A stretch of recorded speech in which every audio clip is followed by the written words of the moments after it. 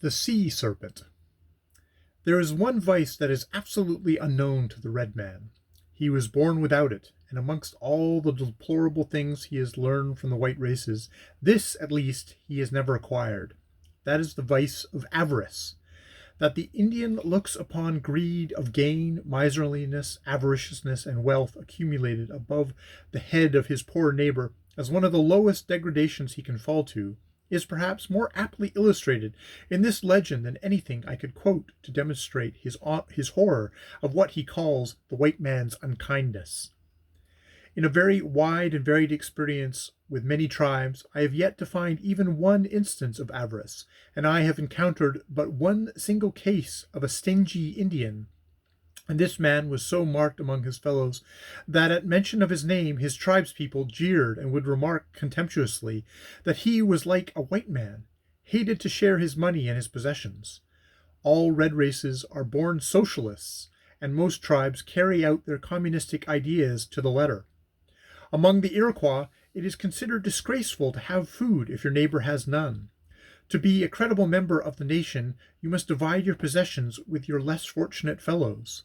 I find it much the same amongst the coast Indians, though they are less bitter in their hatred of the extremes of wealth and poverty than are the eastern tribes. Still, the very fact that they have preserved this legend, in which they likened avarice to a slimy sea serpent, shows the trend of their ideas, shows, too, that an Indian is an Indian, no matter what his tribe, shows that he cannot or will not hoard money, shows that his native morals demand that the spirit of greed must be strangled at all costs. The chief and I have sat long over our luncheon. He had been talking of his trip to England and of the many curious things he had seen. At last, in an outburst of enthusiasm, he said, "I saw everything in the world, everything but a sea serpent." "But there's no such thing as a sea serpent," I laughed. "So you must have really seen everything in the world." His face clouded. For a moment he sat in silence. Then, looking directly at me, said, "Maybe none now, but long ago there was one here, in the inlet." "How long ago?" I asked. "When the first white gold hunters came," he replied, "came with greedy, clutching fingers, greedy eyes, greedy hearts. The white man fought, murdered, starved, went mad with love of the gold that gold far up the Fraser River. Tillicums were Tillicums, no more. Brothers were foes, fathers and sons were enemies. Their love of the gold was a curse." "Was it then that the sea serpent was seen?"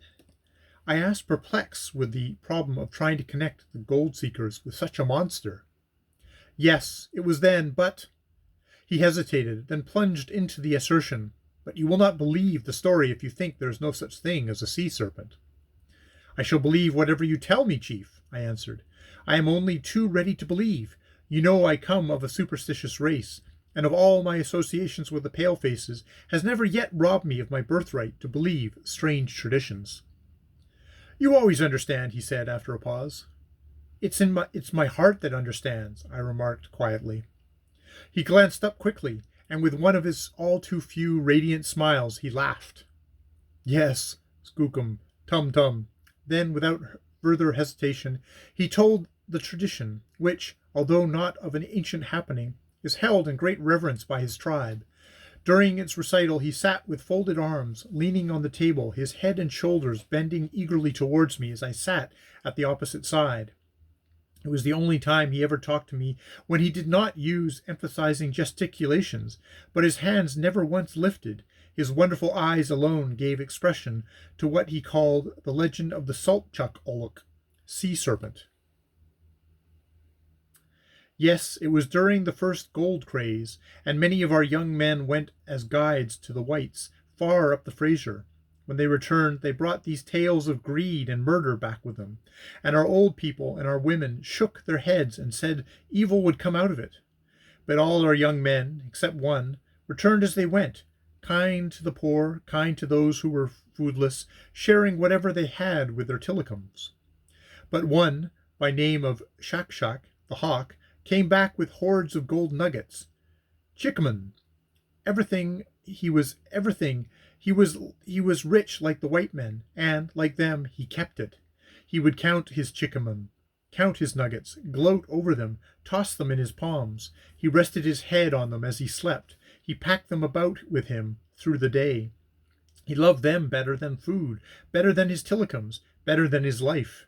The entire tribe arose. They said Shak had the disease of greed, that to cure it he must give a great potlatch, divide his riches with the poorer ones, share them with the old, the sick, the foodless. But he jeered and laughed and told them no, and went on loving and gloating over his gold. Then the Lgnds spoke out of the sky and said, Shak, you have made yourself a loathsome thing. You will not listen to the cry of the hungry, to the call of the old and sick. You will not share your possessions. You have made yourself an outcast from your tribe and disobey the ancient laws of your people. Now I will make of you a thing loathed and hated by all men, both white and red. You will have 2 heads, for your greed has 2 mouths to bite. One bites the poor, and one bites your own evil heart, and the fangs in those mouths are poison, poison that kills the hungry, and poison that kills your own manhood. Your evil heart will beat in the very center of your foul body, and he that pierces it will kill the disease of greed forever amongst his people.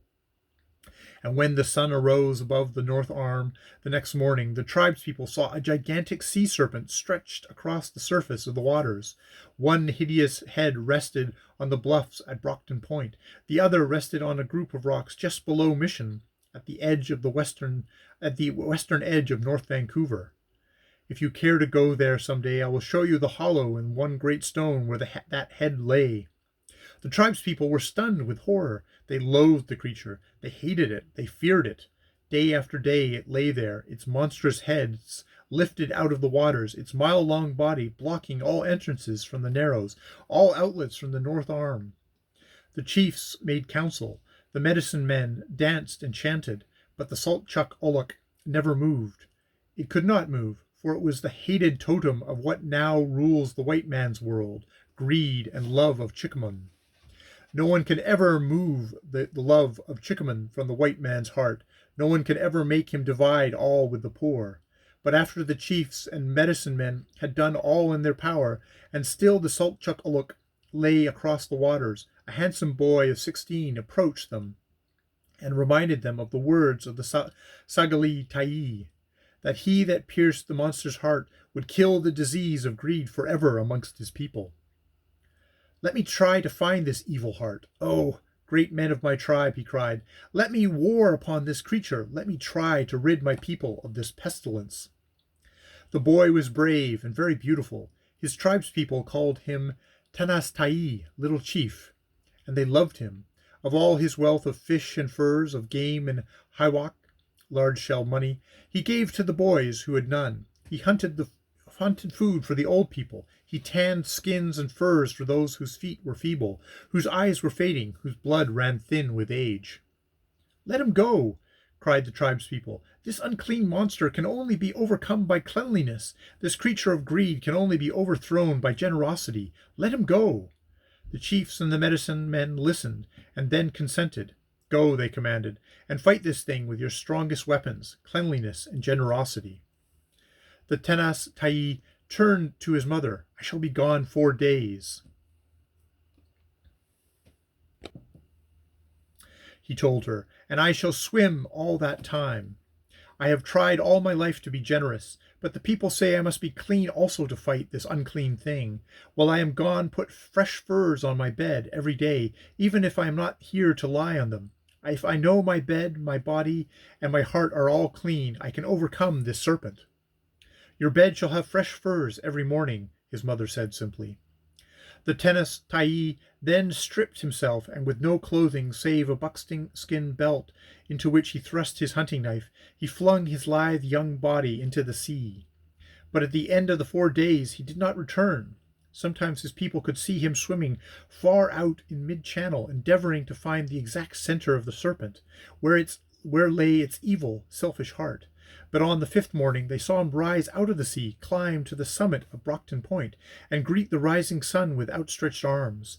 Weeks and months went by, but still the Tanas Tai would swim daily, searching for that heart of greed, and each morning the sunrise glinted on his slender young copper-colored body as he stood with outstretched arms at the tip of Brockton Point, greeting the coming day and then plunging from the summit into the sea. And at his home on the North Shore his mother dressed his bed with fresh furs each morning. The seasons drifted by. Winter followed summer. Summer followed winter. But it was 4 years before the tennis Tai found the center of the great salt Chuckaluk and plunged his hunting knife into its evil heart. In its death agony it writhed through the narrows, leaving a trail of blackness on the water. Its huge body began to shrink, to shrivel. It became dwarfed and withered until nothing but the bones of its back remained, and they, sea-bleached and lifeless, soon sank to the bed of the ocean leagues off from the rim of land. But as the tennis Tai swam homewards and his clean young body crossed through the black stain left by the Srpnt, the waters became clear and blue and sparkling. He had overcome even the trail of the salt Chuckaluk. When at last he stood in the doorway of his home, he said, "My mother, I could not have killed the monster of greed amongst my people had you not helped me by keeping one place for me at home fresh and clean for my return." She looked at him as only mothers look. "Each day these 4 years, fresh furs have I laid for your bed. Sleep now and rest, oh, my tenas Tai," she said. The chief unfolded his arms, and his voice took another tone as he said, "What do you call that story? A legend?" "The white people would call it an allegory," I answered. He shook his head. "No savvy," he smiled. I explained as simple as possible, and with his customary alertness, he immediately understood. "That's right," he said. "That's what we say it means, we Squamish, that greed is evil and not clean, like the salt Chuckaluk. That it must be stamped out amongst our people, killed by cleanliness and generosity. The boy that overcame the Srpnt was both of these things." "What became of this splendid boy?" I asked. "The tennis Tai? Oh, some of our old people say that they sometimes see him now, standing on Brock Point, his bare young arms outstretched to the rising sun," he replied. "Have you ever seen him, Chief?" I questioned. "No," he answered simply, "but I have never heard such a poignant regret as his wonderful voice crowded into that single word. "No," he answered simply, "but I have never heard such poignant regret as his wonderful voice crowded into that single word."